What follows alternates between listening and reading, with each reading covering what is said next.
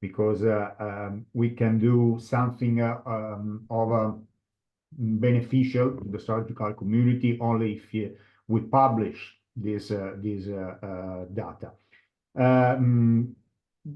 Taking back to the... You know what, I absolutely think that agree with you that, you know, the lowest hanging fruit or the most obvious next step would be a registry. And I have participated or supported Federico Coccolini with his Aurora registry, which is a tremendous resource. I think, and the registries are great for looking at trends and bringing up questions. And then really, I do think that we need you need to do truly adequately powered randomized trials to answer those questions though. And that's, you know, there's a huge scarcity of that. Yeah, Federico established quite a lot of registries or permanent registries regarding emergency surgery in Italy. And I think they are very useful for trying establishing evidences. The first quote that grabbed my attention in your paper was as follows. You say that contemporary hernia surgery is now practiced under the bright lights of medical legal challenges and social media misinformation. And this is then combined with an array of mesh choices, providing for significant confusion among practitioners. The only way, in my opinion, to overcome this issue is that surgeons must know perfectly the physical and biological properties and characteristics of the abdominal mesh implants, and everything everything we are going to implant beyond what is reported in the instructions provided by the market need to be known in deep by surgeons. What do you think about it? Sorry. And it's my hearing issue. I may have missed the very last part of your question, so redirect me if I went in the wrong direction. But I think very much. Sorry, I say that surgeons must know the characteristics. Yeah. Anyone connected with the microphone on? Ideally, yes. Ideally, we would understand everything to do with meshes and all the benefits. And I think I would give a probably another disclaimer right now that I use mesh in almost all 98% of my hernia repairs. I think mesh greatly benefits patients. I tell patients that. I now have a much longer informed discussion with my patients though. We talk about mesh. I didn't do that 15 years ago. I just said, I'm going to fix your hernia. I'm going to put mesh in, and we went on. Now we go through all the controversies. And so I'm not here just to say, don't use mesh or mesh is terrible. I'm just saying we need to understand mesh, just like you, I believe, suggested. We need to know as much about it as we can. But we're still surgeons, and we ideally we're so busy and we have so many patient factors to worry about.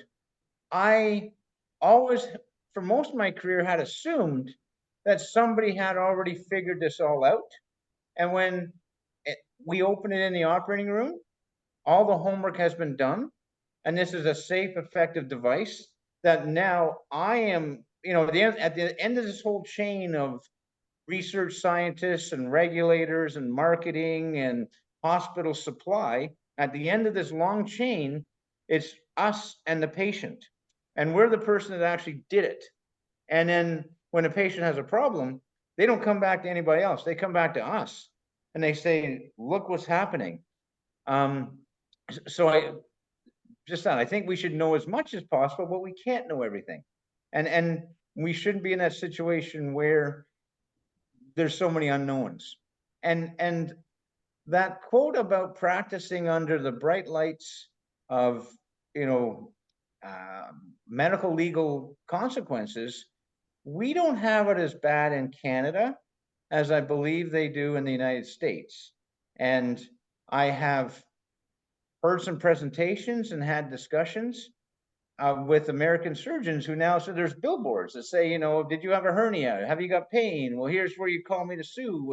And I think we're going to an environment where even when you do everything as best as you can, there may be medical legal consequences, which are I'm going to assume are mostly unjustified. I don't. But that's the reality of the world we live in, and I think the best solution I've always been told to manage that is to do the best job you can, be the most open you can, and know the most. And so that calls for better research, not an absence of research. And that is, and even, when I was I used PubMed for searching for scientific papers, but I'm always amazed when I search on PubMed, I find this amount of information. When I Google, there's this much information. And patients don't use PubMed, they use Google.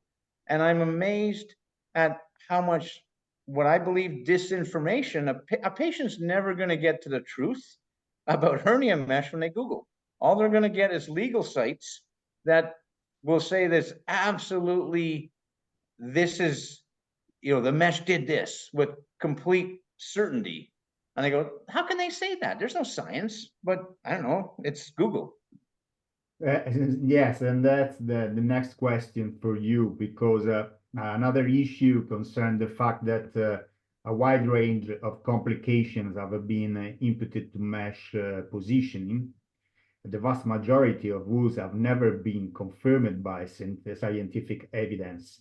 And I worked recently with Barbara East and Andrew DeBose about mesh complications which were presumably related to teeth loss, which is an aspect that never been confirmed in the literature. But the problem is that the propaganda in non-medical channels, so that the non-medical dissemination currently has a greater impact in terms of audience than scientific publication have.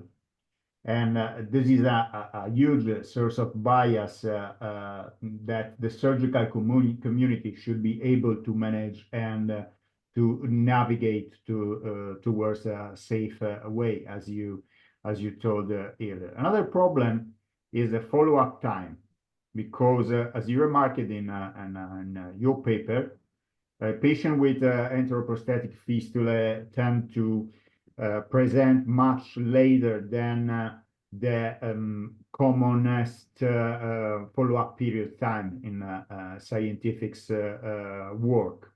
So is there any suggestion from you to try to overcome this issue? I think a national or the biggest registry possible is probably the best way to do that. And, I'll admit, I tried to read everything I could. I'm not a expert on the FDA practices, but I think post-market surveillance with the FDA 510K, workaround. Really, it's a way to get it. It's a shortcut. It's a loophole. This 510K process. I believe it, asks for 5 years of follow-up. I don't know how that follow-up happens because it's voluntary, and nobody's ever come. Nobody, not that I know of, has any company ever come and checked up on one of my meshes. So I don't know how this happens, but it's 5 years, and you're right. I'm seeing patients, and not just me. Like I'm not sure how it works in Italy, but there's one or two of us in every big city in Canada that kind of get the enterocutaneous fistulas come to us because we either have an interest or we don't run away fast enough. But they yeah, it's 5, 10, 20 years later that and it's always a really hard decision as to what to do, because these patients 20 years later often have major comorbidities. They're frail, and I kind of say it's They all or got nothing. We can't do a small operation. This is going to be a big operation, going to rebuild your abdominal wall, resect most of the mesh, and probably resect bowel. And it's always hard. And I try to pre-optimize people. But at least I haven't got a number. This would be great. Like again, these are all great topics to study, but I'm sure a quarter to a third of people, I'm just too scared to operate on them. And we say, you know what, you're going to have to live like this. And it's terrible. Yeah, totally agree with you. And now we come to the heart of the matter. And your article, I quote you. You say that no matter how complex the manufacturing, evaluation, regulatory infrastructure, it is the individual surgeon and patient who take the irreversible leap of faith to permanently implant mesh within a human body. So, and I think we are not going to be left alone. I think we are already alone in this the decision. Am I wrong when I say that this is the heart of the matter in your article? Yeah, and sometimes I may regret the title a little bit, because it makes it feel like I'm feeling sorry for surgeons, and I'm really feeling sorry for patients. So, in retrospect, I might adjust that a little bit, but it is, all these people involved in this big process, it's you as the surgeon and you alone that will be taking responsibility typically for what happens. And I know that every surgeon out there wants to do the best for his patients. But we have to have, if you're running a busy general surgery practice, this is just one of many things you have to worry about. And we can't, again, as mentioned, we can't be experts in everything. I think we should demand that anything that we are taking the leap of faith to put into a patient's body should be proven to be safe and efficacious. And I think that is the heart of the matter, that I think we as surgeons need to say the current situation is not okay. We demand better evidence, like from everybody, from regulatory bodies, from industry, and I think from academia. So that, thank you. I do think that's the heart of the matter. Maybe the heart of darkness. Yes. Yeah. From what you wrote, I had the perception, I have the feeling that you are a man that has nothing to lose, because the article is very strong in some aspects.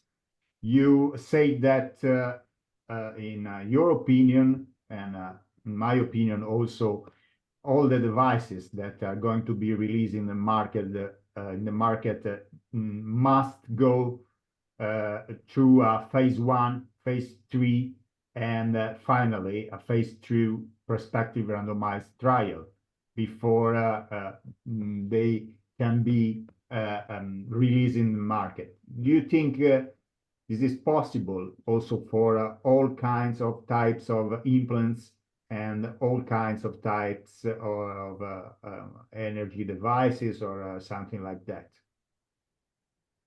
I think it's possible and necessary.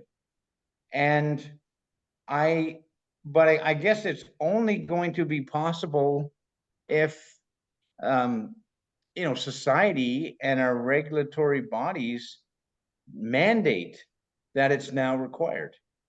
And I guess I shouldn't be too hard on industry. Like, again, I have, and I have some disclosures. I work with some companies, so I